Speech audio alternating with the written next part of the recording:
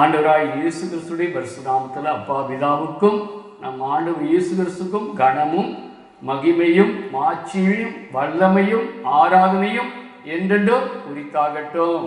ஆமென் ஆமென். 2026 ஆண்டு அன்னோடோமுடைய நம்ம வரலாற்று சான்றுகளை கடந்த வாரம் பார்த்தோம். ஆண்டவர் பிறந்த நாள் அப்படின்னு பல காரியங்கள் சொல்லி வருகிறாங்க. இப்போதான் பிறந்தாரு, இந்த டைமில் பிறந்திருக்கலாம், அந்த டைமில் பிறந்திருக்கலாம், எல்லாரும் பல காரணங்களை காரியங்களை அதுக்கு கணிப்புகளை கொடுத்து வர்றாங்க. அப்போ கொடுத்து வரும்போது நாம் இதை ஒரு சில வகையில் பார்க்குறோம். சத்தியத்தின்படியும் சொல்கிறது. ஒரு சிலர் சொல்கிறாங்க இல்லை செப்டம்பர் மாதம் தான் ஆண்டவர் பிறந்தாரு அப்படின்னு சொல்கிறாங்க. சில ஊழியக்காரர்கள் அதுக்கு சில கணக்குகளை கொடுக்குறாங்க. சிலர் டிசம்பர் மாதம் 25ஆம் தேதி தான் பிறந்தாரு, அப்படி தான் இருக்கணும் அப்படின்னு சொல்கிறாங்க. அப்போ இந்த மாதிரி சொல்லிட்டு வர்றதுனால நம்ம சில காரியங்களை தொடர்ந்து பார்க்க போகிறோம், இந்த குறிப்புகளை பார்க்க போகிறோம். அப்போ யூதர்களுக்கு 3 பெருவிழா இருக்கு. யூதர்களுக்கு 3 பெருவிழாவில் முதல் பெருவிழா பாஸ்கா பண்டிகை. இந்த பாஸ்கா பண்டிகைன்றது மார்ச் இறுதி பகுதியும் ஏப்ரல் முதல் பகுதியும் அதிகமாக வரும். 20ஆம் தேதியிலிருந்து ஏப்ரல் 15ஆம் தேதிக்குள்ளே முன்ன பின்ன இருக்கும் நம்மளுடைய கேலண்டர் படி. அதுக்கு அவங்களுக்கு நிசான் மாதம், அவங்களுக்கு அது நிசான் மாதம் சொல்லுவாங்க. பாஸ்கா பண்டிகை நிசான் மாதம்ன்றது நம்முடைய மார்ச் இறுதி ஏப்ரல் முதல். அடுத்த பண்டிகை என்னன்னா யோம் கிப்பூர். யோம் கிப்பூர்ன்ற பண்டிகை இது செப்டம்பர் மாதம் இறுதி அக்டோபர் மாதம் முதல் நாள். இந்த யோம் கிப்பூர் பண்டிகை ஆசாரியர் பாவ மன்னிப்புக்காக வழி நடத்துவார். ஜனங்கள் உபவாசம் எடுத்து பாவ மன்னிப்புக்காக அவர்கள் கடவுளை ஒப்பு கொடுத்து மன்றாடுவாங்க. இந்த 2 பண்டிகையிலும் தூபம் காட்டுகிற வழக்கம் இருக்குது. தூபம் காட்டுகிற வழக்கம் மையமாக இருக்குது. ஆனால் ஆசாரியர்கள் பல காலமாகவும் ஆண்டு முழுதும் தூபம் காட்டுற பழக்கங்கள் இருக்குது. ஆனால் சரியாக அந்த வேலையை செய்ய மாட்டாங்க, தூபம் காட்டுறது. 3வது பண்டிகை, இந்த 2 பண்டிகையும் மோசே காலத்தில் உருவானது. இந்த 2 பண்டிகையும் மோசே காலத்திலிருந்து கொடுக்கப்பட்டு யூதர்கள் கடைபிடிக்காமல் வந்த பண்டிகை. ஆண்டவர் வருகைக்கு முன்னால் 400 வருஷமாய் இதை கடைபிடித்தார்கள். ஆண்டவர் வருகைக்கு முன்னால் 400 வருஷமாக கடைபிடித்து 2ஆம் தேச தேவாலயம் கட்டப்பட்ட பிற்பாடு இவைகளை சரியாக செய்தார்கள். எஸ்ரா நெகேமியா வழியாக, யோசுவா குரு வழியாக, செருபாபேல் வழியாக இது சரியாக செய்யப்பட்டு வந்ததுனால. ஆனால் ஆண்டவர் வருகைக்கு முன்னால் மக்கபேயர் காலத்தில் அந்தியோக்கி எபிபானஸ் அந்த ஆலயத்தை 3 ஆண்டு பாலாக்கு அருவருப்பு வைத்து அவைகளை நடத்தினார். அவையெல்லாம் விளக்கம் கொடுத்துருக்கிறேன், இப்போ நான் அதுக்கு நேரம் இல்லை. அந்த பாலாக்கு அருவருப்பு வைத்து 3 ஆண்டு பிற்பாடு அவர்கள் மீட்டெடுத்தார்கள். இந்த மக்கபே அதிகாரத்தை இன்றைக்கும் வரலாற்றை நம்ம வேதாந்தத்தில் சேர்க்காமல் இருக்கிறாங்க. அது ஒரு வரலாற்று செய்தி, அது சேர்த்துருக்கணும். அதனால தான் இன்றைக்கி அனுகா பண்டிகை கொண்டாடுறாங்க, அனுகா என்ற பண்டிகை. அப்போ அந்த எபிபானஸ்கிட்ட மீட்டு 3ஆம் வருஷம் எடுத்து அவர்கள் ஒளி ஏற்றும் போது அவங்களுக்கு ஒரே ஒரு நாள் எண்ணெய் தான் இருந்தது. ஒரே ஒரு நாள் எண்ணெய் இருந்தது. அந்த எண்ணெயை வைத்து 8 நாள் கொண்டாடி இருக்கிறாங்க ஒளியின் பண்டிகை.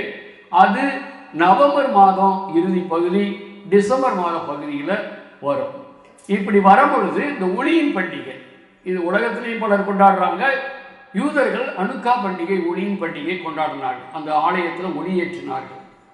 இது ஆண்டு வருகைக்கு முன்னால் 185 ஆண்டுகள் முன்பாக நடந்தது. இந்த 3 பண்டிகை யார் கொண்டாடுறாங்கன்னா எபிரேயர் கொண்டாடி வருகிறார்கள்.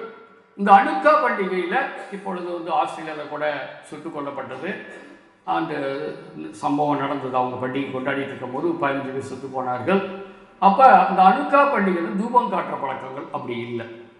அப்போ உங்களுக்கு சொன்னதில் 2 இடத்துல மையமாக இருக்குது.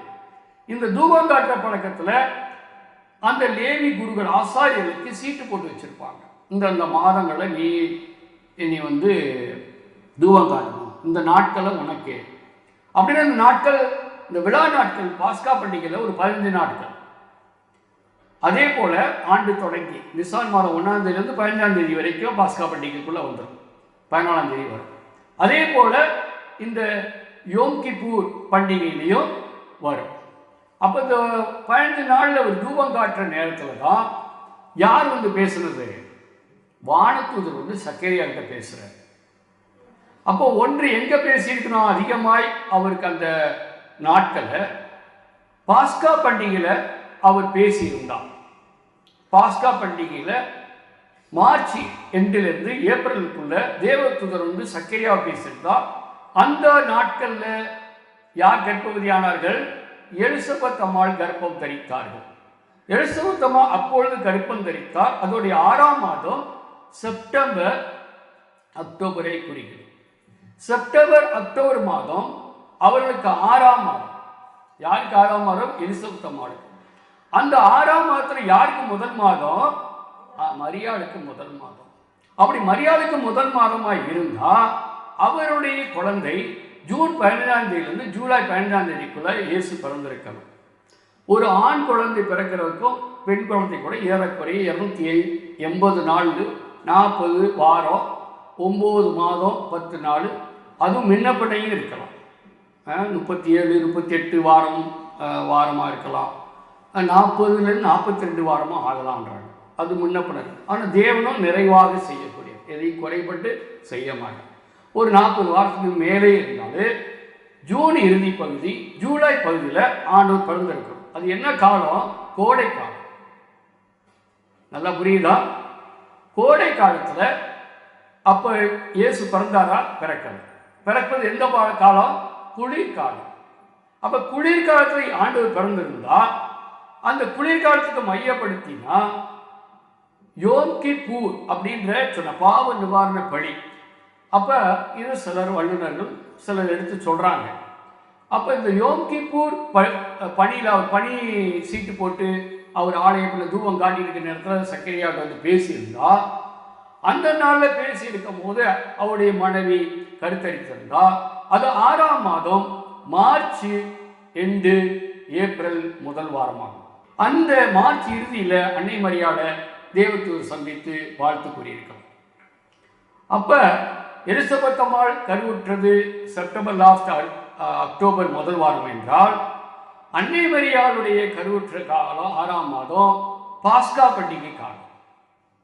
அப்போ பாஸ்கா பண்டிகை காலத்தில் அன்னை மரியா கருவுற்றது அந்த வானத்து வாழ்த்து செய்தி சொன்ன உடனே புறப்பட்டு யூதா மலைநாட்டுக்கு போனோன்னா அது பாஸ்கா காலம், அது வெயில் காலம். அவங்க அந்த வெயில் தொடங்கின காலத்தில் உடனே புறப்பட்டு எங்கே போனாங்கன்னா யூதேயா மலைநாடு. எருசலேமை பார்க்க போனாங்கன்னா யூதா மலைநாடு தான். அவர் எருசலேம் தேவாலய பக்கத்தில் தான் குடியிருக்கிறார். 1 கிலோமீட்டர் 2 கிலோமீட்டர் எருசலேமில் இருக்காது. எருசலேம் கொஞ்சம் 1 கிலோமீட்டர் தூரத்தில் இருக்கலாம். யூதா மலைநாட்டில் இருக்காங்க. அப்போ பாஸ்கா பண்டிகைக்கு முன்னாடியே போய் சந்தித்திருக்கிறார். அப்போ பாஸ்கா பண்டிகையில் ஏறக்குறைய அன்னை மரியாள் அவர்கள் ஆண்டவரை கருவுற்றிருந்தால் அவர்களுக்கு 280வது நாள் அப்படின்னு சொன்னால் ஜனவரி 1ஆம் தேதி. 280வது நாள்னா ஜனவரி 1ஆம் தேதி. ஆனால் முன்னப்பின்ன இருக்கனால டிசம்பர் 15ஆம் தேதியிலிருந்து ஜனவரி 15ஆம் தேதிக்குள்ள ஆண்டவருடைய பிறப்பு இருந்திருக்க வேண்டும். பிரைஸ்லா முன்னப்பின்ன. ஆனால் 15 முன்னே 15 பின்ன போகும்போது நம்ம இன்னைக்கு என்ன நாளை கொண்டாடிட்டு இருக்கோம்? அனோ டோமினி இயர் 26 கொண்டாடுறோம்ல. அனோ டோமினி 20 என்னைக்கு தொடங்குது? அந்த ஜனவரி 1 தான் நம்ம மையப்படுத்தி கொண்டாடி வரணும். சரி, நம்ம ஜனவரி தான் கொண்டாடி வரணுமா அப்படின்றதுக்கு சில விவரங்கள் உங்களுக்கு சொல்கிறேன். இப்போ சில விவரங்களில் ஜனவரி 6ஆம்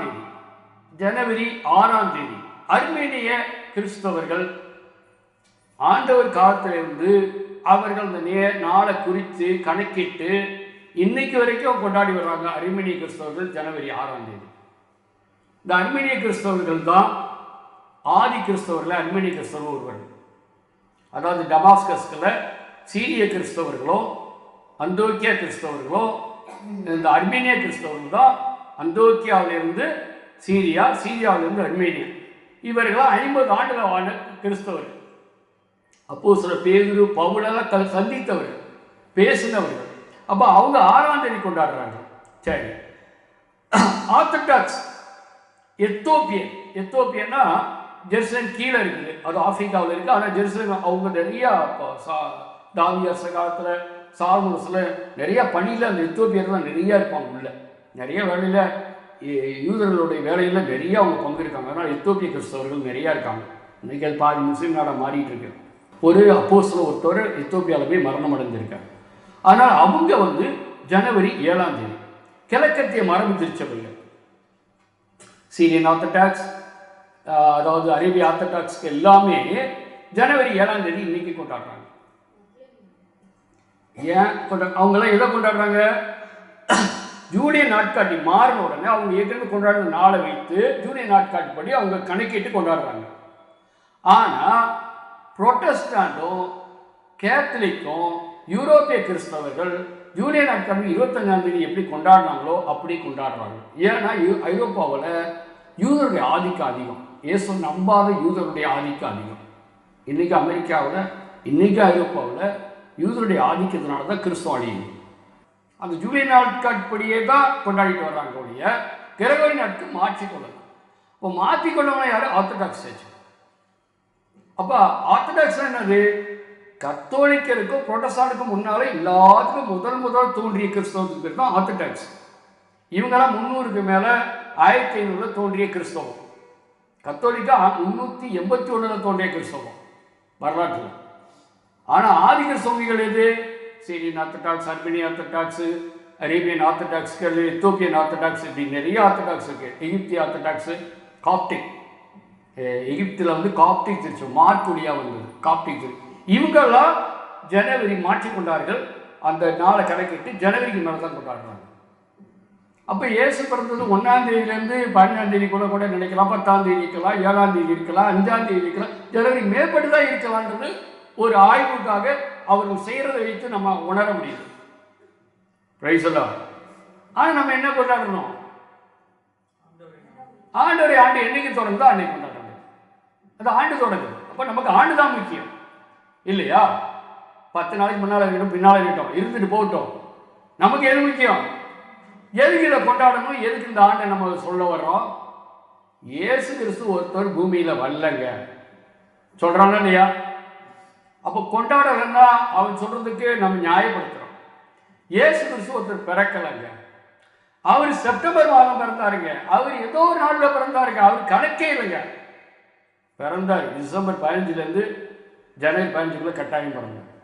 நாள் கரெக்டாக சொல்ல முடியாது, இருந்தாலும் 1ஆம் தேதியை மையப்படுத்தி 1ஆம் தேதி கொண்டாடு. பிரைஸ் எல்லாம். நிறைவான நோக்குனா 1ஆம் தேதி தான் நிறைவு. 40 வாரம் ஆகும், 280 நாள் ஆகும். அதான் நிறைவான ஒரு குழந்தை பிறக்கிறதுக்கு அறிகுறியாகும். அப்போ இப்பொழுது 1ஆம் தேதி கொண்டாடுவது தப்பா ரைட்டா? அப்போ தூபா காட்டுறது எப்போ? அவர் தேவன்கிட்ட பேசுனது யோம் கிப்பூர், செப்டம்பர் அக்டோபர் மாதத்தில் சக்கரியா பேசி 6ஆம் மாதம் பாஸ்கா விழா நேரத்தில் தான் அண்டை மரியாளுக்கு வாழ்த்து செய்தி. அந்த வாழ்த்து செய்தி அண்டை மரியாள் கேட்டு உடனே அந்த பாஸ்கா கால நேரத்தில் எலிசபெத் சந்தித்து எருசலேம் போயிட்டு அவங்க இந்த விழாவை முடிச்சுட்டு திருப்பி வந்திருப்பாங்க. அப்படி அவங்க ஆண்டுதோறும் போனது. 12 வயசில் ஆண்டவரே எருசலேம் கூட்டிகிட்டு போனாங்க. அப்போ இந்த நாட்களை நம்ம தியானிக்கும் போது, பார்க்கும் போது, தேடும் போது ஆண்டவர் பிறந்ததுக்கான அடையாளங்களும் வானத்தில் சாட்சிகளும் இன்னும் நிறைய ஆய்வு பண்ணும்போது நிறைய கிடைக்கும். அதனால் நம்ம என்ன செய்யணும்? பிறப்பு விழாவை கொண்டாடுவோம், ஆனால் அது ஆண்டுக்காக கொண்டாடுவோம். இந்த நாள் முக்கியம் இல்லை, ஆனால் ஒரு நாள் தொடங்குது ஆண்டு. அன்னோ டொமினி இயர், நம்ம ஆண்டவரையது ஆண்டு, நம்ம ஆண்டோடைய ஆண்டு. நம்ம என்ன சொல்லணும் எல்லாருக்கும்? இந்த ஆண்டோடைய ஆண்டு தொடங்கியிருக்குங்க, 2026 ஆண்டு தொடங்கியிருக்குன்னு முதல்ல சொல்லக்கூடாது.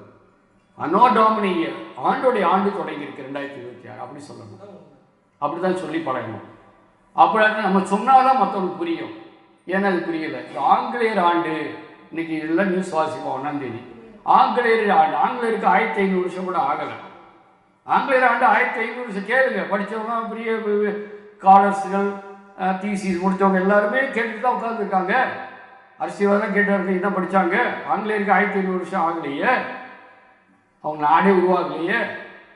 அப்படின்னா ஆண்டோடைய ஆண்டு 2026. ரைசலார்.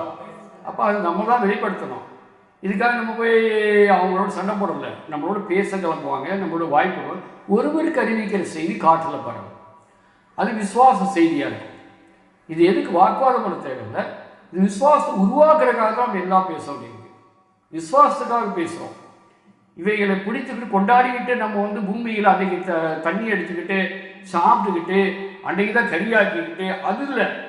அன்னைக்கு மற்றவர்கள் அன்பு, நன்மை, ஒரு உணர்வு, ஏழை எளிய சந்தித்து நல்லது செய்கிறது, உதவி செய்கிறது, இயேசு பிறப்பை வெளிப்படுத்துறது, நம்ம அன்பு காரியங்களை செய்வது. ஆமென், ஆமென்.